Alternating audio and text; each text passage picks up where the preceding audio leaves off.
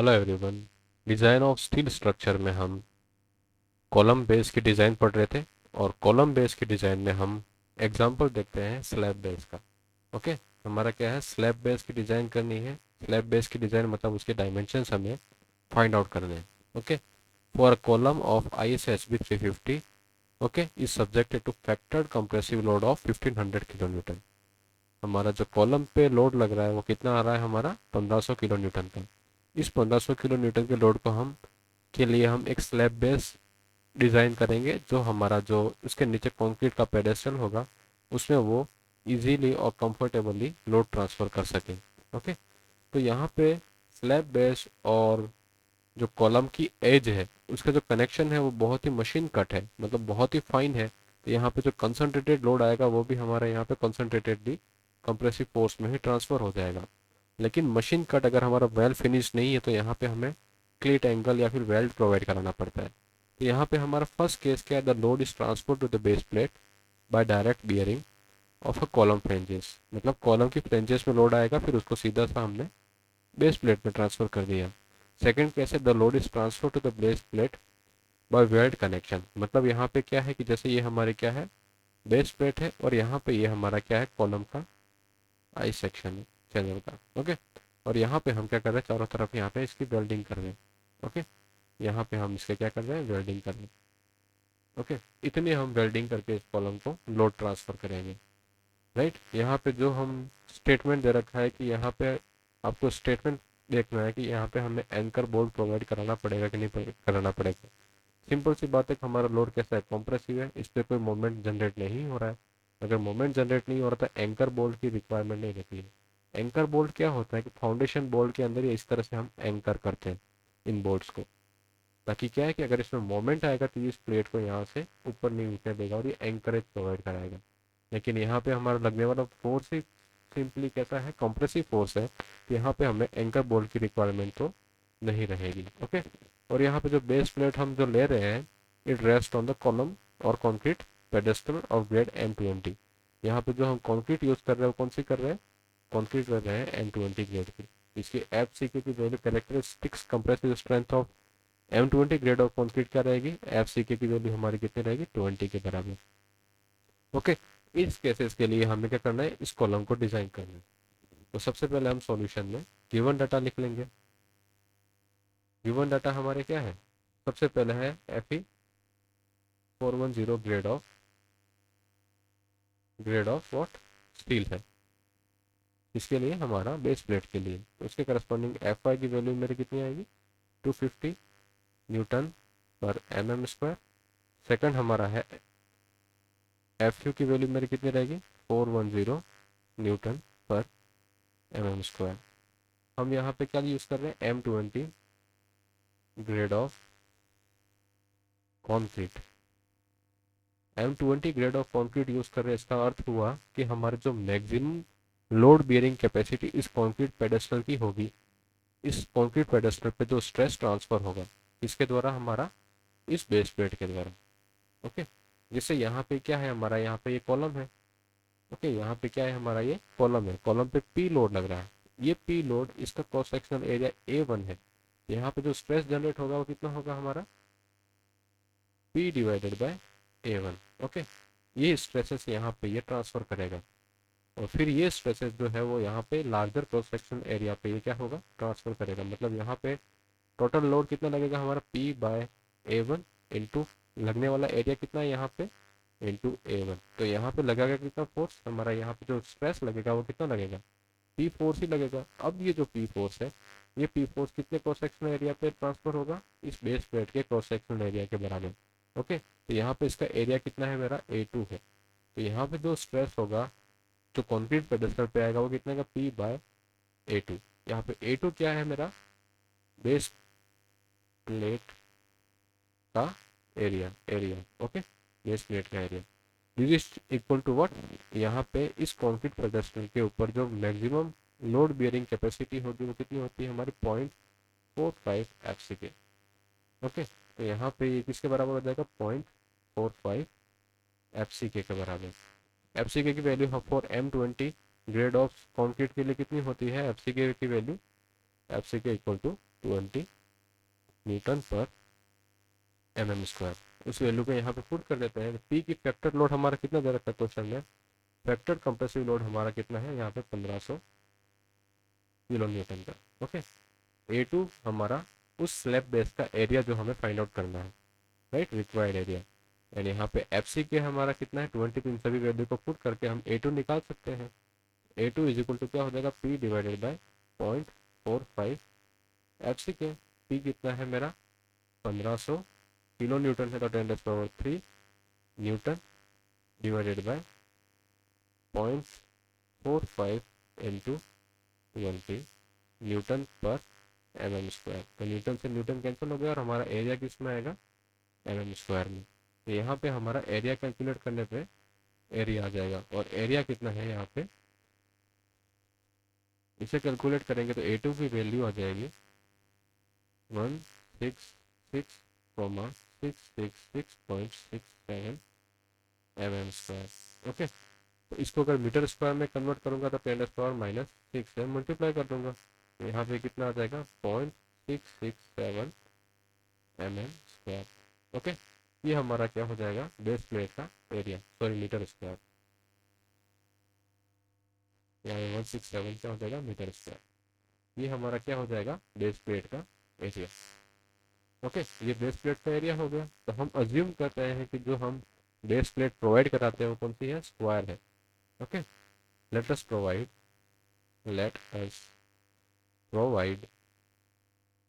square base plate।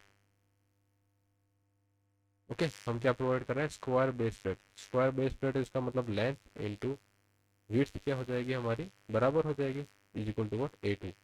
यहाँ पे ये लेंथ और विड्थ हमारी बराबर है। यहाँ पे क्या स्क्वायर बेस प्लेट के हिसाब से L इक्वल टू क्या है, B है। L इज इक्वल टू कितना आ जाएगा, √A2। और A2 की वैल्यू हमारी कितनी आई है, √0.167।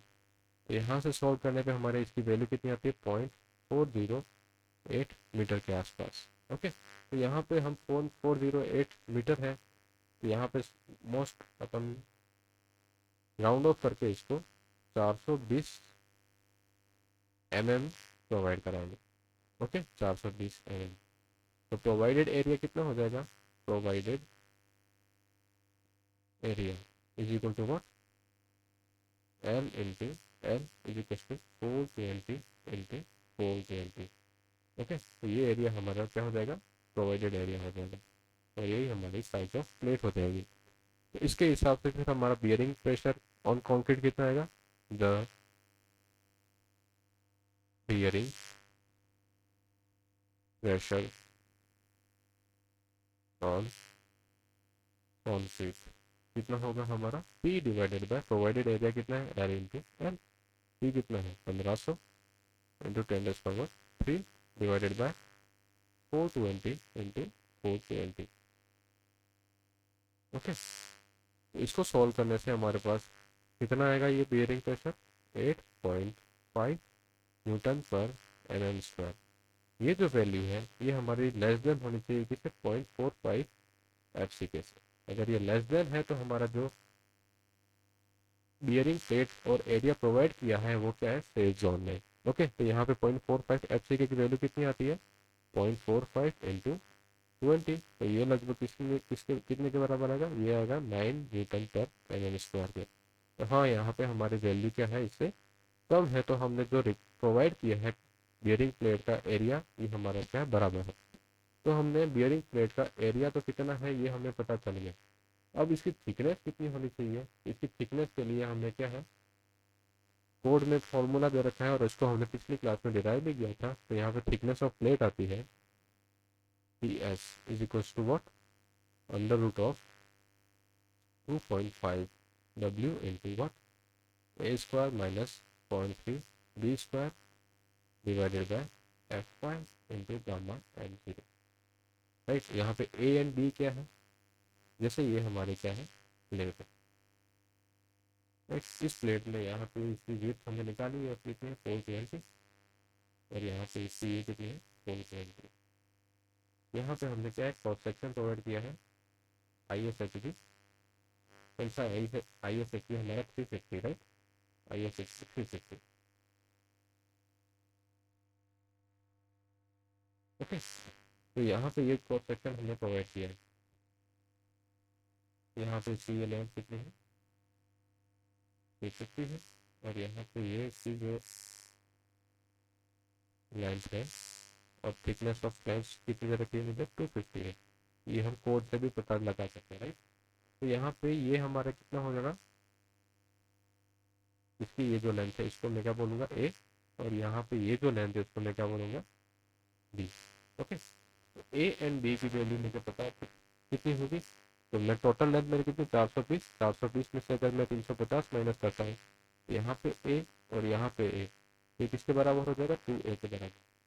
2a इज इक्वल टू कितना होगा, 420 minus 350। A is equal to कितना हो जाएगा, 420 माइनस 350 डिवाइडेड बाय 2। तो यहाँ पे ए की वैल्यू कितनी आ जाएगी मेरे, तो यहाँ पे ए की वैल्यू आ जाएगी 35, सॉरी यहाँ पे ए की वैल्यू कितनी आती है, 35 mm। और सिमिलरली बी की वैल्यू भी निकालेंगे, बी की वैल्यू कितनी हो जाएगी, 420 minus 250 divided by 2 is equal to what, 85 mm। यहाँ पे ये ध्यान रखना कि यहाँ पे ये ए जो है वो क्या है हमारा, ग्रेटर प्रोजेक्शन है। मतलब यहाँ पे इन दोनों में जो ए, ये जो वैल्यू हमने निकाली इसमें जो मैक्सिमम वैल्यू होगी वो हमारी क्या होगी, ए होगा। तो यहाँ पे इन दोनों में मैक्सिमम कौन सा, 85 है, इसे हम ए मानेंगे। ओके, इसे हम क्या मानेंगे, ए मानेंगे, और इसे क्या मानेंगे, बी मानेंगे। तो यहाँ पे ये ए हो जाएगा और यहाँ पे ये क्या हो जाएगा, बी हो जाएगा, क्योंकि ए हमारा क्या होता है फॉर्मूले में, ग्रेटर प्रोजेक्शन। ओके, और बी हमारा क्या होता है, स्मॉलर प्रोजेक्शन। ग्रेटर प्रोजेक्शन का मतलब क्या होता है कि इस एज से इस बियरिंग प्लेट या बेस प्लेट की एज के बीच की डिस्टेंस, और यहाँ पे इस साइड में दोनों तरफ से यहाँ पे ये जो डिस्टेंस है, इनमें से जो ज़्यादा वैल्यू होगी वो हमारी क्या हो जाएगी, ए, और मिनिमम वैल्यू होगी वो हमारी क्या हो जाती है, बी हो जाती है। यहाँ पे ए हमारा कितना आएगा, 85 mm, एंड बी कितना आएगा हमारा, 35 mm। ओके, एफ वाई की वैल्यू मेरी कितनी है, 350 न्यूटन पर M square. Gamma M zero की वैल्यू मुझे पता है, ये 1.20। ओके, सारी वैल्यू यहाँ पे पुट करें। अब यहाँ पे मुझे क्या निकालना है, डब्ल्यू। ओके, तो डब्ल्यू हमारा क्या होता है, W is equal to what, load और डिवाइडेड बाय एरिया प्रोवाइडेड। कितना था, 1500 इंटू 10⁻³ डिवाइडेड बाय 420 इंटू 420। ये कितना आता था, 8.5 न्यूटन पर एम स्क्वायर। ये मेरा क्या हो जाएगा, डब्ल्यू हो जाएगा। सारी वैल्यू यहाँ पे पुट करेंगे, ये क्या होगा, इंटू का 2.5 इंटू 8.5 इंटू 35 का स्क्वायर माइनस 0.3 इंटू 35 का square into 1.10 divided by 350। Okay, इसे सॉल्व करने से हमारे पास थिकनेस ऑफ बेस प्लेट कितनी आ जाएगी, थिकनेस ऑफ प्लेट आती है हमारी 28। ओके, मतलब यहाँ पे इसको सॉल्व करने से आंसर कुछ आता है 25.32। इसको सॉल्व करने से आंसर आता है हमारा 25.32 mm। तो हम प्लेट इससे थिकनेस इससे तो कम से कम ज़्यादा प्रोवाइड कराते हैं, टी एच की वैल्यू हम 30 mm प्रोवाइड कराएंगे। डिज़ाइनर है तो इससे ज़्यादा हम प्रोवाइड करा सकते हैं। ओके, तो हमारा जो सेक्शन हुआ वो कितना हुआ, यहाँ पे क्या है, ये कॉलम है। ओके, इस कॉलम के नीचे यहाँ पे क्या है, ये प्लेट है जिसकी थिकनेस कितनी है, 30 mm प्रोवाइड करा रहे हैं। और इसकी जो साइज है वो कितनी है हमारी, 240, सॉरी 420 इंटू 420। ओके, और इसके नीचे हमारा क्या है, 20 का पेडेस्टल, और इसमें हम M20 ग्रेड यूज करें। ओके, ये तो हमारा फर्स्ट फेज हुआ जब हमारी जो कॉलम की जो फिनिशिंग है वो क्या है, मशीन पर बहुत स्मूथ है और हमारा डायरेक्टली बियरिंग में लोड ट्रांसफर हो रहा है। ओके, जब हमारा जो एंड ऑफ बेस प्लेट जो होता है वो परफेक्टली मशीन कट नहीं होता, तो बियरिंग में यहाँ पे क्या होता है, इस तरह से अंड्यूलेशंस होते हैं। ओके, तो यहाँ पे जब ये लोड ट्रांसफर करेगा तो यहाँ पे ये मोमेंट क्रिएट कर सकता है। इसलिए हम क्या करते हैं, मोमेंट क्रिएट होगा तो यहाँ पे हमें एंकरेज भी प्रोवाइड करना पड़ सकता है। या फिर यहाँ पे हम स्लिट एंगल प्रोवाइड कराते हैं। यहाँ पे हम क्या कर रहे हैं, यहाँ पे इसको वेल्ड कर रहे हैं ताकि मोमेंट को ये रेजिस्ट कर सके। ओके, तो टोटल वेल्ड लेंथ हमारी कितनी होती है, इस कॉलम को हम बेस प्लेट से कनेक्ट करने के लिए हम कितनी वेल्ड लेंथ यहाँ पे प्रोवाइड करा सकते हैं, राइट। इतनी वेल्ड लेंथ हम प्रोवाइड करा सकते हैं, चारों तरफ से जो वेल्डिंग करें इतनी वेल्डिंग हम प्रोवाइड करा सकते हैं। ओके, यहाँ पे इसकी ये लेंथ कितनी है मेरी, 850 है। यहाँ पे ये लेंथ कितनी है, 250 है। यहाँ पे ये कितनी लेंथ है मेरी, टोटल लेंथ कितनी है मेरी, ये टोटल लेंथ है मेरी 350। और यहाँ पे ये टोटल लेंथ कितनी है, 350। थिकनेस ऑफ वेब कितना है, थिकनेस ऑफ वेब मेरा है TW जो है वो 10.1 है। कितना है, TW is equals to 10.1 mm. The total weld length can be provided. Total weld length can be provided. कितना होगा, 250 into 2 plus 250 minus 10.1 into 2, मतलब ये अंदर वाले portion. Okay, plus 2 into 350 minus 2 into 11.6। इसे सॉल्व करने पे हमारा आएगा लगभग 1635.4 mm। मैक्सिमम हम इतनी वेल्ड लेंथ प्रोवाइड करा सकते हैं। तो हमने वेल्डिंग में देखा था कि जब हम ए पॉइंट से बी पॉइंट तक वेल्डिंग करते हैं, यहाँ से वेल्डिंग शुरू की और वेल्डिंग करते करते यहाँ पे आए, इफेक्टिव वेल्ड लेंथ जो होती है वो टोटल लेंथ में से 2s माइनस करते हैं। मतलब एक जगह से हम उठा के वेल्डिंग को करते करते बी पॉइंट तक गए, यहाँ पे हम एस और एस वेल्ड साइज को क्या करेंगे, रिमूव करेंगे।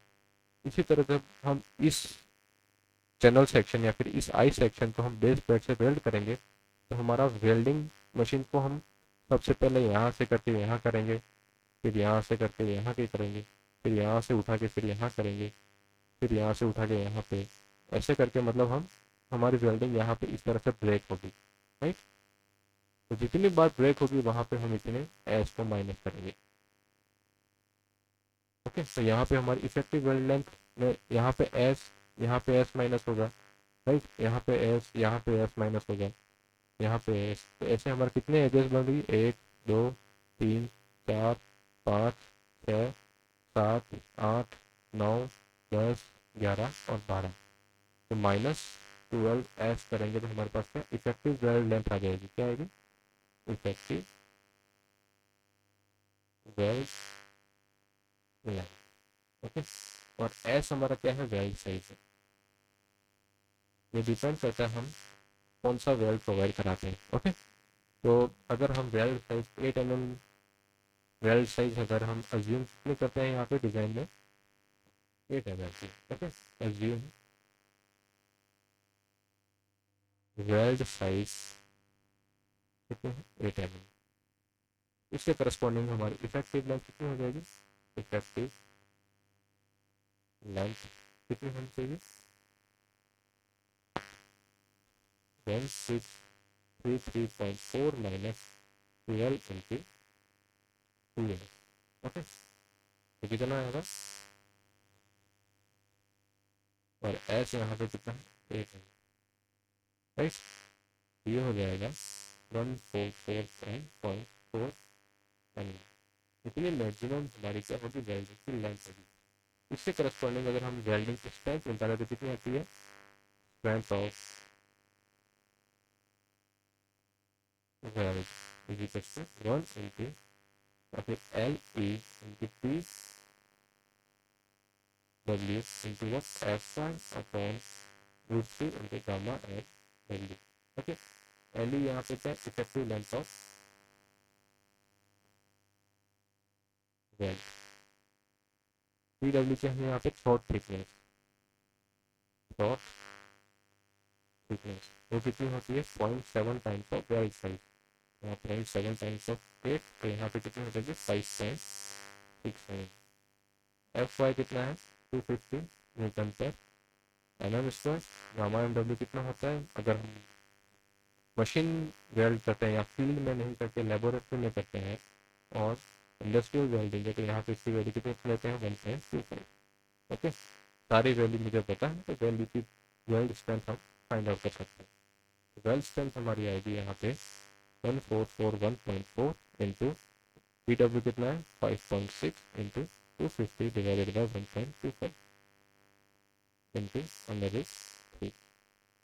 राइट, इसको सॉल्व करने से ये कितना आता है मेरा 10.207।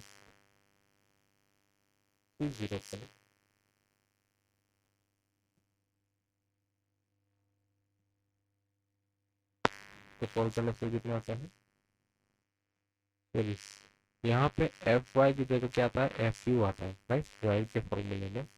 यहाँ पे इसकी वैल्यू कितनी हो जाती है 410 आ जाती है। अब आप निकालें यहाँ पे इसकी स्ट्रेंथ कितनी आती है वेल्ड की। यहाँ पे जो वेल्ड की स्ट्रेंथ आती है जो वेल्ड की स्ट्रेंथ आती है वो 1528.57 किलो न्यूटन आती है। और ये जो स्ट्रेंथ है ये हमारा अप्लाइड लोड से क्या है ज़्यादा है राइट। हमारा अप्लाइड लोड कितना था हमारा अप्लाइड लोड था कितना 1500 किलोमीटर और उससे ज़्यादा हमारे वेल्ड स्ट्रेंथ है तो यह हमारा इस 8 FM वेल्ड को प्रोवाइड कराने से भी काम चल जाएंगे। ओके, इस तरह से हम दोनों केसेस को कनेक्ट करेंगे राइट। इस तरह से हमारा स्लैब बेस्ड डिज़ाइन या कॉलम बेस्ड की स्लैब बेस्ड डिज़ाइन पे भी होती है। अगली क्लास में हम गजेटेड बेस्ड डिज़ाइन को देखेंगे। Okay, thank you so much.